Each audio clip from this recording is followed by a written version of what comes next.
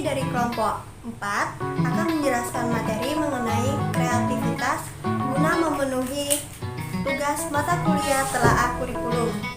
Indonesia sendiri sekarang itu mulai menerapkan kurikulum merdeka, yang dimana kurikulum merdeka ini menekankan pada pendidikan karakter.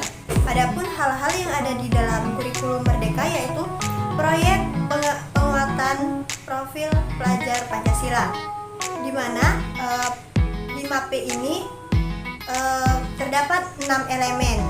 Nah, kami di sini akan menjelaskan salah satu elemennya yaitu kreativitas. Kreatif menurut Albert Einstein, kreatif adalah kegiatan untuk bersenang-senang. Ada pula menurut Chapin 1998, kreatif adalah kemampuan menghasilkan bentuk baru menggunakan metode-metode baru.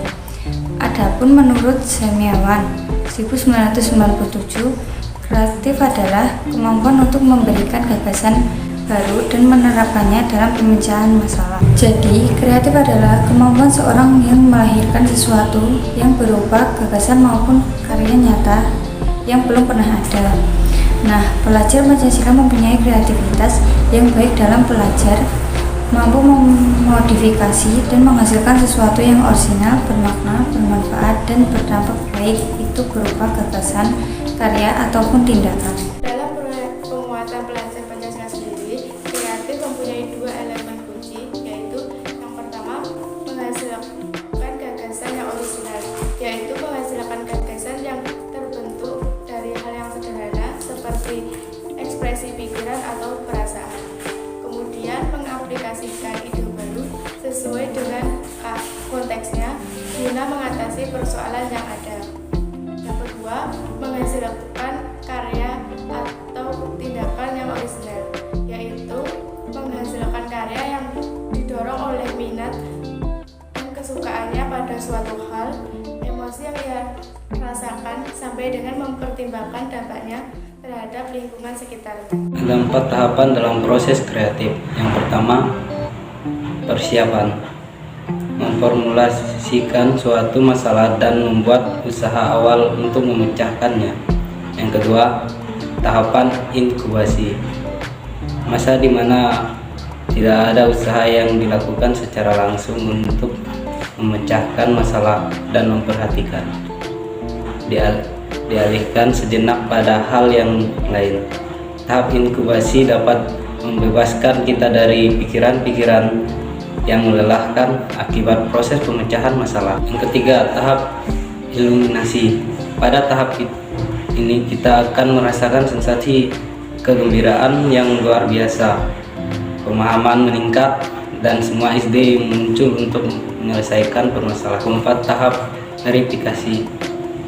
Tahap verifikasi umumnya lebih singkat daripada tahap-tahap sebelumnya, karena tahap ini hanya menguji dan meninjau kembali hasil perhitungan seseorang dan juga untuk melihat apakah penemuannya itu berhasil atau tidak. Ciri dari pelajar yang kreatif itu sendiri adalah yang pertama, yaitu daya imajinasi yang tinggi, mampu membayangkan hal yang belum pernah terjadi menggunakan khayalan dan pengetahuan. Yang kedua, ada rasa ingin tahu yang besar, yaitu selalu terdorong untuk mengetahui lebih banyak pengetahuan. Dan yang ketiga, yaitu mau menerima kritik dan masukan, yaitu orang kreatif biasanya objektif dan kreatif, tetapi tetap mau menerima kritik dan masukan dari orang lain. Dan yang terakhir, yang keempat, penuh energi tapi fokus. Orang kreatif cenderung memiliki energi berlebih, baik fisik maupun mental. Dari ciri-ciri yang sudah dijelaskan tadi, siswa dapat dikatakan kreatif apabila memiliki beberapa indikator. Indikatornya antara lain, yang pertama, kefasihan, mengacu pada kemampuan siswa dalam memberikan bermacam-macam jawaban. Yang kedua, keluasan, mengacu pada kemampuan siswa dalam menyelesaikan masalah, tidak hanya dengan satu cara tetapi memberikan cara lain.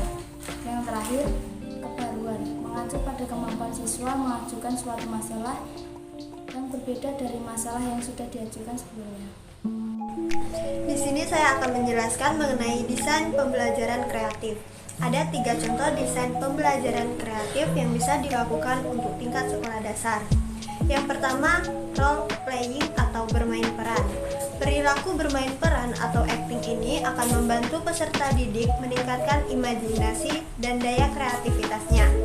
Contohnya dalam mata pelajaran ilmu pengetahuan sosial yaitu sejarah, guru bisa menerapkan metode ini. Yang kedua, talking stick. Desain pembelajaran ini adalah bentuk latihan untuk meningkatkan kepercayaan diri anak dengan berbicara atau menjawab pertanyaan. Caranya adalah guru memutar musik dan siswa secara estafet memindahkan tongkat. Kemudian, orang terakhir yang memegang tongkat harus menjawab pertanyaan yang akan diberikan oleh guru. Dan yang terakhir, tebak kata. Desain ini cocok untuk berlatih menghafal dengan cara yang seru, seperti menjadi peserta kuis di televisi.